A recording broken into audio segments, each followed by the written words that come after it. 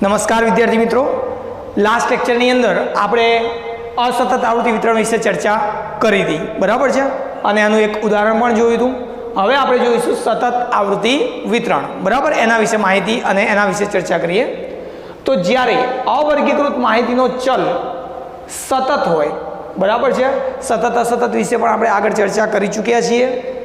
જ્યારે અવર્ગીકૃત માહિતીનો ચલ સતત હોય અથવા તેનો વિસ્તાર મોટો હોય ત્યારે તે માહિતી માટે સતત આવૃત્તિ વિતરણ તૈયાર કરવામાં આવે છે. હવે સતત આવૃત્તિ વિતરણ તૈયાર કરવા માટે એ માહિતીને અમુક વર્ગોમાં વિભાજિત કરવામાં આવે છે, બરાબર, અને એ વર્ગોમાં વિભાજિત કર્યા પછી એ માહિતીને એ વર્ગોમાં કયા વર્ગમાં કઈ આવૃત્તિ આવે છે એ પ્રમાણે એને વર્ગીકૃત કરવામાં આવે છે. હવે એ વર્ગોમાં અહીંયા એવું કહે છે કે તૈયાર કરવામાં આવે છે. સામાન્ય રીતે વર્ગોની જે સંખ્યા, એ જે વર્ગો તમે બનાવો છો, બરાબર, એ વર્ગોની સંખ્યા મિનિમમ 6 થી લઈને વધુમાં વધુ 15 સુધી કોઈ પણ સંખ્યા આપેલ માહિતીના આધારે તમે નક્કી કરી શકો છો. એ રીતે એને નક્કી કરવામાં આવે છે. પરંતુ કોઈ અસામાન્ય સંજોગોમાં 6 થી ઓછા અથવા તો 15 થી વધુ વર્ગ લેવા પડે તો લઈ શકાય છે, પણ મિનિમમ અને મેક્સિમમ રેન્જ જે છે તમારી એ છે 6 થી 15, બરાબર છે. હવે એ વર્ગ કેવી રીતે બનાવવા, વર્ગ લંબાઈ કેવી રીતે લેવી, એની ચર્ચા આપણે પ્રેક્ટિકલી દાખલામાં જોઈશું. આ માટે અવર્ગીકૃત માહિતીનો વિસ્તાર R મેળવવામાં આવે છે. વિસ્તાર R કેવી રીતે મેળવવાનો? તો તમારી માહિતીનું સૌથી મોટામાં મોટું અવલોકન અને સૌથી નાનામાં નાના અવલોકનનો તફાવત, એટલે એને કહેવામાં આવે છે માહિતીનો વિસ્તાર, બરાબર. એ રીતે R મેળવવામાં આવે છે. એ વિસ્તાર મોટો હોય, બરાબર છે, ત્યારે તમારે વર્ગોમાં વિભાજન કરવું પડે છે. ત્યારબાદ તેને વર્ગોની સંખ્યા k વડે ભાગતા, વર્ગોની સંખ્યા મતલબ તમારે વર્ગ કેટલા બનાવવા છે 6 થી 15 ની અંદરથી, બરાબર, તમે પહેલેથી નક્કી કરી શકો છો. તો એટલા વર્ગોની સંખ્યા k વડે ભાગતા વર્ગ લંબાઈ c, એટલે એક વર્ગ કેટલો લાંબો બનાવવો, 5 થી 10, 10 થી 15, 15 થી 20, તો એ 5ની વર્ગ લંબાઈ કહેવાય, બરાબર. તો મતલબ તમારા વિસ્તારને વર્ગોની સંખ્યા વડે ભાગતા તમને શું મળે છે? c, એટલે કે વર્ગ લંબાઈ મેળવી શકાય છે. વર્ગોની સંખ્યા k અને વર્ગ લંબાઈ c એ એવી રીતે મેળવવામાં આવે છે કે જેથી એ પૂર્ણાંક હોય, ધન પૂર્ણાંક, અપૂર્ણાંક સંખ્યા લેવાની નથી. તો k અને વર્ગ લંબાઈ c એવી રીતે મેળવવામાં આવે છે કે જેથી બંનેની સંખ્યા ધન પૂર્ણાંક હોય અને બંનેનો ગુણાકાર માહિતીના વિસ્તાર જેટલો અથવા તેથી વધુ થાય. એ બંનેનો અગર ગુણાકાર કરવામાં આવે તો એક્ઝેક્ટલી વિસ્તાર જેટલો થવો જોઈએ, કાં તો વિસ્તારથી મોટો થવો જોઈએ, નાનો ના થવો જોઈએ, બરાબર. એટલે ઇનડાયરેક્ટલી એવું કહેવા માગે છે કે જ્યારે તમે વિસ્તારને વર્ગોની સંખ્યા k વડે ભાગો અને પોઈન્ટમાં આન્સર આવે છે, દાખલા તરીકે વિસ્તાર તમારો છે 45, બરાબર છે, 45, અને તમારા વર્ગોની સંખ્યા એ આવે છે 8, તો 45 ને 8 વડે ભાગો તમે, તો જે જવાબ આવશે, બરાબર, એ કેટલો આવશે? તો 5 પોઈન્ટ સમથિંગ આવશે. કારણ 45 ને 8 વડે ભાગો એટલે 8 પંચા 40, 5 તો પૂર્ણાંક સંખ્યા થઈ, પછી 5ને ભાગવા માટે તમે આગળ ભાગ ચલાવો તો 5 પોઈન્ટ સમથિંગ પોઈન્ટ પછી સંખ્યા આવશે. તો એવા સંજોગોમાં 5 પોઈન્ટ સમથિંગ આવે તો મતલબ કિંમત વર્ગની સંખ્યા 5 નહીં, વર્ગ લંબાઈ તમારે 5 નહીં લેવાની, પૂર્ણાંકમાં મતલબ 6 લેવાની. કારણ કે 5ની ઉપર કોઈ પણ પોઈન્ટમાં સંખ્યા હોય તો એની આગળની વર્ગ લંબાઈ તમારે ધ્યાનમાં લેવાની થાય છે, બરાબર. એટલે k અને c બંનેનો ગુણાકાર કેવો હોવો જોઈએ? વિસ્તાર જેટલો અથવા તો વિસ્તારથી મોટો. સંકેતમાં કહીએ તો c × k greater than or equal to, greater than એટલે મોટો, ઇક્વલ ટુ એટલે એના જેટલો, કોના જેટલો? r જેટલો થાય છે. સતત આવૃત્તિ વિતરણના મુખ્ય 2 પ્રકાર પાડી શકાય છે. એક નિવારક સતત આવૃત્તિ વિતરણ, બીજું અનિવારક સતત આવૃત્તિ વિતરણ. તો હવે એના વિશે ચર્ચા કરીએ. નિવારક અને અનિવારક શું છે? તો નિવારક વર્ગ, એની અંદર જ આપણે નિવારક આવૃત્તિ વિતરણની વ્યાખ્યા લઈ લીધેલી છે. નિવારક વર્ગ, જો કોઈ પણ વર્ગની ઉપલી સીમા એ તેના પછીના વર્ગની નીચલી સીમા સમાન હોય તો તે વર્ગને નિવારક વર્ગ કહે છે. કોઈ પણ વર્ગની ઉપલી સીમા અને કોઈ પણ વર્ગની એના પછીના વર્ગની નીચલી સીમા બંને સમાન હોય, બરાબર. દાખલા તરીકે પહેલો વર્ગ આપણે લઈએ છીએ 10 થી 20, બરાબર. બીજો વર્ગ આવે છે 20 થી 30. તો પહેલા વર્ગની જે ઉપલી સીમા છે એને 20 કહેવાય, 10 થી 20 એટલે, અને એને ઉર્ધ્વ સીમા પણ કહેવાય છે. અધ્ધ સીમા અને ઉર્ધ્વ સીમા. અધ્ધ સીમા એટલે આગળની સીમા, ઉર્ધ્વ સીમા એટલે પાછળની સીમા. બરાબર. એ રીતે પણ તમે સમજી શકો છો, પણ ચોપડીમાં વ્યાખ્યા આ પ્રમાણે આપેલી છે એટલા માટે મેં ઉપલી સીમા અને નીચલી સીમા શબ્દ વાપર્યો છે. કોઈપણ વર્ગની ઉર્ધ્વ સીમા તે પછીના વર્ગની અધ્ધ સીમા બરાબર થાય એવી રીતે પણ તમે યાદ રાખી શકો છો. તો એવા વર્ગને નિવારક વર્ગ કહેવાય. 10 થી 20, નીચે 20 થી 30, પછી નીચે 30 થી 40. તો ઉપલો વર્ગ 20 પૂર્ણ થયો તો નીચેનો વર્ગ 20 થી શરૂ થાય છે. બરાબર. મતલબ એ બંને વચ્ચે કોઈ તફાવત નથી. માટે એવા વર્ગને કેવો વર્ગ કહેવાય? નિવારક વર્ગ કહેવામાં આવે છે. અને નિવારક વર્ગના આધારે તૈયાર થયેલા વિતરણને નિવારક સતત આવૃત્તિ વિતરણ કહે છે. આ થયો નિવારકનો પોઈન્ટ. અનિવારક વર્ગ. જ્યારે કોઈ એક વર્ગની ઉપલી સીમા એ ત્યાર પછીના વર્ગની નીચલી સીમા સમાન ન હોય, મતલબ સમજો કે પહેલો વર્ગ છે 10 થી 19, બીજો વર્ગ સ્ટાર્ટ થશે 20 થી 29, 30 થી 39. મતલબ ઉપર 19 પૂરો થયો, નીચે 20 થી સ્ટાર્ટ થયો, 29 પૂરો થયો, નીચે 30 થી સ્ટાર્ટ થયો, 39 પૂરો થયો, નીચે 40 થી સ્ટાર્ટ થાય. તો ઉપલા અને નીચલા વર્ગ, નીચલી જે સીમા છે બંને વચ્ચે તફાવત એકનો છે. એકનો જોઈએ એવું જરૂરી નથી, ગમે તેટલો તફાવત હોય તો એવા વર્ગને આપણે અનિવારક વર્ગ કહીશું. તો જ્યારે કોઈ એક વર્ગની ઉપલી સીમા એ ત્યાર પછીના વર્ગની નીચલી સીમા સમાન ન હોય તો તેને અનિવારક વર્ગ કહેવામાં આવે છે. અને અનિવારક વર્ગના આધારે તૈયાર થયેલા વિતરણને અનિવારક સતત આવૃત્તિ વિતરણ કહે છે. રેડી? ઓકે. સામાન્ય રીતે સતત અવર્ગીકૃત માહિતીને રજૂ કરવા, સતત પ્રકારની માહિતીઓને રજૂ કરવા માટે નિવારક સતત આવૃત્તિ વિતરણ મેળવવામાં આવે છે.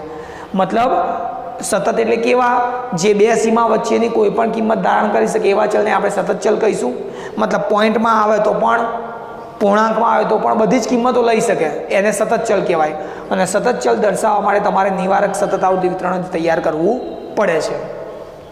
જ્યારે અસતત અવર્ગીકૃત માહિતી આપેલી હોય, આમ તો અસતત માટે તો અસતત વિતરણ છે જ, પણ અસતત માહિતી માટે ક્યારે સતત વિતરણ તૈયાર કરવાનું અને એમાં પણ કેવું? તો અસતત અવર્ગીકૃત માહિતી આપેલી હોય અને તેનો વિસ્તાર પ્રમાણમાં મોટો હોય, વિસ્તાર બહુ મોટો હોય, જે 6 થી 15ના વર્ગની અંદર સમાવેશ ના થતો હોય, એનો મોટો હોય, ત્યારે સમાન રીતે અનિવારક અસતત આવૃત્તિ વિતરણ મેળવવામાં આવે છે. તો એવા સંજોગોમાં તમારે કમ્પલસરી અસતત માહિતી હોય તો પણ એના શું કરવા પડે? વર્ગ પાડવા પડે. અને એ વખતે અનિવારક સતત આવૃત્તિ વિતરણ તૈયાર કરવું પડે છે. અનિવારક સતત આવૃત્તિ વિતરણને નિવારક, કેટલીક વખત એવું હોય કે અનિવારક સતત આવૃત્તિ વિતરણ તમે તૈયાર કર્યું, પણ આગળ દાખલો ગણવા માટે તમારે સતત માહિતીની જરૂર છે, નિવારકની જરૂર છે. તો અનિવારક વર્ગ ઉપરથી નિવારકમાં કેવી રીતે ફેરવવું એને?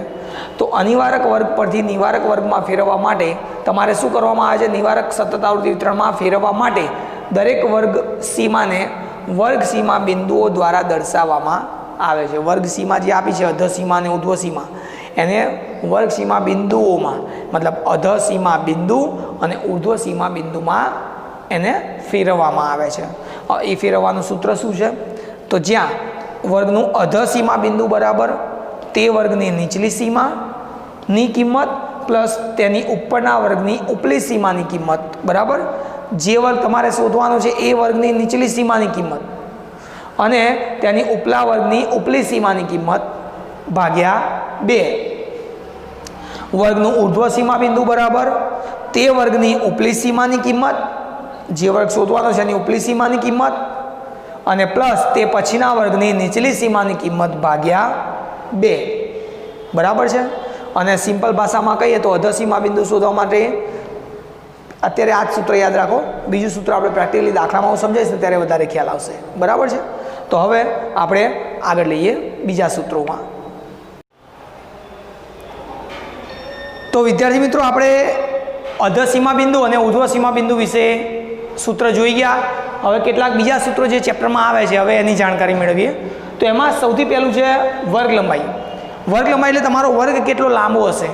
જેમ કે 10 થી 20, તો 10 થી 20નો વર્ગ એની વર્ગ લંબાઈ કેટલી કહેવાય? 10ની વચ્ચે ડિફરન્સ કેટલો? 20 માઇનસ 10 એટલે 10. બરાબર છે. તો વર્ગ લંબાઈ બરાબર ઉર્ધ્વ સીમા બિંદુ માઇનસ અધ સીમા બિંદુ. બરાબર, ઉર્ધ્વ સીમા બિંદુમાંથી 10 થી 20નો વર્ગ, તો એમાં 20 એ શું કહેવાય? ઉર્ધ્વ સીમા, અને 10 એ અધ સીમા. તો ઉર્ધ્વ સીમા બિંદુ માઇનસ અધ સીમા બિંદુનો ડિફરન્સ મતલબ થાય વર્ગ લંબાઈ. મધ્ય કિંમત. મધ્ય કિંમત મતલબ ઉપલી સીમાની કિંમત પ્લસ નીચલી સીમાની કિંમત ભાગ્યા 2. અને સ્પષ્ટ ભાષામાં જે પ્રમાણે તમે 10મા ધોરણમાં શીખીને આ એ પ્રમાણે જોવા જઈએ તો અધ સીમા પ્લસ ઉર્ધ્વ સીમા ભાગ્યા 2. મેં જે હમણાં તમને વર્ગનું એક ઉદાહરણ આપ્યું 10 થી 20નો વર્ગ, એની મધ્ય કિંમત શોધવી હોય તો 10 વત્તા 20 ભાગ્યા 2, 30 ભાગ્યા 2 મતલબ 15, એ એનું મધ્ય કિંમત થાય. પછી ઉપલી સીમા શોધવી હોય તો ઉપલી સીમા એટલે કે ઉર્ધ્વ સીમા શોધવી હોય તો એનું સૂત્ર થશે મધ્ય કિંમત પ્લસ 1/2 વર્ગ લંબાઈ. મતલબ વર્ગ લંબાઈને 2 વડે ભાગી નાખવાના અને મધ્ય કિંમતમાં ઉમેરી દેવાના, એટલે તમને શું મળી જાય? ઉપલી સીમા મતલબ કે ઉર્ધ્વ સીમા. નીચલી સીમા એટલે કે અધ સીમા શોધવી હોય તો એમાં ખાલી વચ્ચે સૂત્રમાં શું થઈ જશે? માઇનસ, મતલબ મધ્ય કિંમત માઇનસ 1/2 વર્ગ લંબાઈ. ઓકે, આપણે આગળ જે વિસ્તાર વર્ગોની સંખ્યા એટલે કે કે અને વર્ગ લંબાઈ સી જે શીખી ગયા એનું ફરીથી પુનરાવર્તન. વિસ્તાર એટલે કે આર, માહિતીનું મહત્તમ અવલોકન માઇનસ માહિતીનું લઘુત્તમ અવલોકન. સૌથી મોટામાં તમને જે માહિતી અવર્ગીકૃત પ્રકારની આપેલી છે એમાં સૌથી મોટું અવલોકન કયું છે અને સૌથી નાનું અવલોકન, એ બંને વચ્ચેના તફાવતને શું કહેવામાં આવે છે? વિસ્તાર. વર્ગ લંબાઈ એટલે કે સી. વિસ્તાર એને વર્ગોની સંખ્યા વડે ભાગો કે વડે. કેટલા વર્ગો તમારે બનાવવાના છે જો દાખલામાં આપી દીધું હોય તો તમને વર્ગ લંબાઈ મળી જાય. અને જો તમને વર્ગોની સંખ્યા શોધવી છે તો આ વર્ગ લંબાઈ નીચે આવી જશે, વર્ગોની સંખ્યા અંશમાં ઉપર જતી રહેશે. તો વિસ્તાર ભાગ્યા વર્ગ લંબાઈ ઇઝ ઇક્વલ ટુ વર્ગોની સંખ્યા. હવે આનો આપણે પ્રેક્ટિકલી ઉપયોગ એક દાખલામાં સમજીએ. તો સ્વાધ્યાય 2.1 દાખલા નંબર 2. દાખલા નંબર 1 તમારે હોમવર્કમાં ગણવાનો છે. અસતત પ્રકારની માહિતી છે જેનું ઉદાહરણ ગયા વિડીયોમાં આપણે તમને કીધેલું, ગયા લેક્ચરમાં આપણે એ શીખી ગયા છીએ. માટે દાખલા નંબર 1 તમારે હોમવર્કમાં જાતે ગણવાનો છે. ઓકે, તો એક ઓફિસમાં નોકરી કરતા 60 કર્મચારીઓની પૂરા વર્ષમાં ઉંમર નીચે પ્રમાણે આપેલી છે. આ માહિતી પરથી વર્ગ લંબાઈ 5 લઈને આવૃત્તિ વિતરણ તૈયાર કરો. કેવું આવૃત્તિ વિતરણ તૈયાર કરવું એવું નથી કીધું, પણ ઉંમર એ કેવો ચલ કહેવાય? ઉંમરને તમે પોઈન્ટમાં દર્શાવી શકો છો, મતલબ એ સતત ચલ છે. બે સીમા વચ્ચેની કોઈ પણ કિંમત એ ધારણ કરી શકે છે. બરાબર, ઉંમર દાખલા તરીકે 25.1, 25.2, 25.5. બરાબર, તો આપણે આગળ થિયરીમાં શીખી ગયા કે જો માહિતી સતત પ્રકારની હોય તો નિવારક વર્ગાંતર તૈયાર કરવું પડે, અને અસતત પ્રકારની માહિતી હોય તો અનિવારક વર્ગાંતર તૈયાર કરવું પડે. બરાબર, એટલે અહીંયા નિવારક વર્ગાંતર તૈયાર કરવાનું થશે. આ એની માહિતી આપેલી છે 50-50 અવલોકનની. બરાબર, 32 થી લઈને છેલ્લે સુધી બધા અવલોકનો આપેલા છે, ટોટલ 50. હવે સૌથી મહત્તમ અવલોકન, આ બધા અવલોકનમાં ચેક કરીએ તો સૌથી મહત્તમ અવલોકન છે 58, જે મેં હાઇલાઇટ કરેલું છે. અને બધામાં સૌથી નાનામાં નાનું અવલોકન છે 21, લઘુત્તમ અવલોકન 21. માટે મારો વિસ્તાર આ સૂત્ર પ્રમાણે મહત્તમ અવલોકન માઇનસ લઘુત્તમ અવલોકન 58 માઇનસ 21, એટલે મારો વિસ્તાર કેટલો છે? 37. દાખલામાં ઉપર કહી દીધું છે વર્ગ લંબાઈ કેટલી રાખવાની છે? 5. એટલે વર્ગ લંબાઈ બરાબર 5 એ આપણને ખબર છે. માટે વર્ગોની સંખ્યા આપણે શોધવાની થાય. તો વર્ગોની સંખ્યા બરાબર R ભાગ્યા C. બરાબર છે, R ભાગ્યા C. R 37 અને વર્ગ લંબાઈ 5, ભાગાકાર આવે છે 7.4. આગળના પોઈન્ટ્સમાં આપણે શીખી ગયા કે વર્ગ લંબાઈ અને વર્ગોની સંખ્યા પૂર્ણાંક ધન પૂર્ણાંકમાં લેવી, પોઈન્ટમાં નહીં. તો 7.4 જવાબ આવે છે, એટલે લગભગ આપણે 8 વર્ગો બનાવવાના થશે. ઓકે, અચ્છા, મિનિમમ અવલોકન તમારું 21 છે, એટલે 21 સમાઈ જાય એવો એક વર્ગ આપણે લેવો છે. ત્યાંથી વર્ગની શરૂઆત થશે. માટે મેં પહેલો વર્ગ લીધો 20 થી 25. પહેલો વર્ગ 20 થી 25. 20 થી 25 પછી નીચે પાછું 25 થી સ્ટાર્ટ કર્યો, 25 થી 30. કેમ? મેં તમને કીધું ને, માહિતી ઉંમર એ સતત ચલ છે, સતત ચલ દર્શાવવા માટે વર્ગાંતર નિવારક હોવું જોઈએ, મતલબ ઉપલો વર્ગ જ્યાં પૂરો થાય નીચલો વર્ગ ત્યાંથી જ શરૂ થતો હોવો જોઈએ, એને નિવારક કહેવાય. અનિવારક મતલબ 20 થી 25, તો અહીંયા 26 થી સ્ટાર્ટ થાય, 26 થી 30 એવી રીતે. ઓકે, તો 20 થી 25, 25 થી 30 ક્યાં સુધી જવાનું? તો મારું 58 અવલોકન જેમાં સમાઈ જાય એવો વર્ગ, મતલબ છેલ્લું અવલોકન મારું 55 થી 60 જેમાં 58 સમાઈ જશે. એટલે 20 થી 25, 25 થી 30, 30 થી 35, 35 થી 40, 40 થી 45, 45 થી 50, 50 થી 55, 55 થી 60. હવે હું 1 બાય 1 આવૃત્તિ ટીક માર્ક કરીશ. દાખલા તરીકે 32, તો 32નું ટીક માર્ક ક્યાં આવશે? 30 થી 35 ની વચ્ચે પહેલું ટીક માર્ક. ટીક માર્ક મેં ઓલરેડી કરી દીધું છે, ખાલી સમજાવું છું. પહેલું ટીક માર્ક. 24 આવશે 20 થી 25માં. 52 50 થી 55માં. 32 30 થી 35માં બીજું ટીક માર્ક. 31 30 થી 35માં. બરાબર, આવી રીતે ટીક માર્ક કરતા જવાનું. માની લો કે એવું અવલોકન આવ્યું છે બંને વર્ગમાં છે, દાખલા તરીકે 25, તો આ 25 અહીંયા પણ છે, અહીંયા પણ છે, તો ક્યાં દર્શાવવાનું? તો નીચલા વર્ગમાં.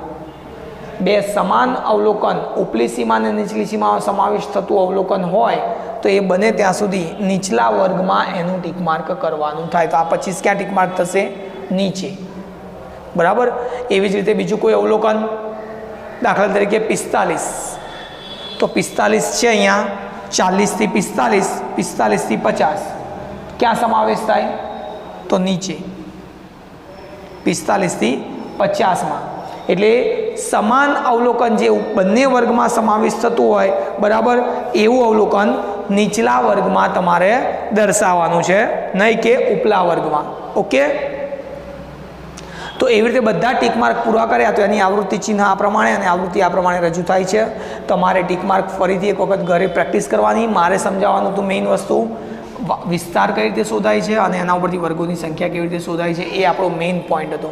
બરાબર, એના ઉપરથી આખો દાખલો આપણે કમ્પ્લીટ કરી દીધો. છેલ્લે ટીક માર્ક પૂરા થાય એટલે આવૃત્તિનું ટોટલ કરી જોવાનું. દાખલાની રકમમાં ઉપર 60 કર્મચારીની માહિતી હતી, તો નીચે કુલ અવલોકન 60 થવા જોઈએ.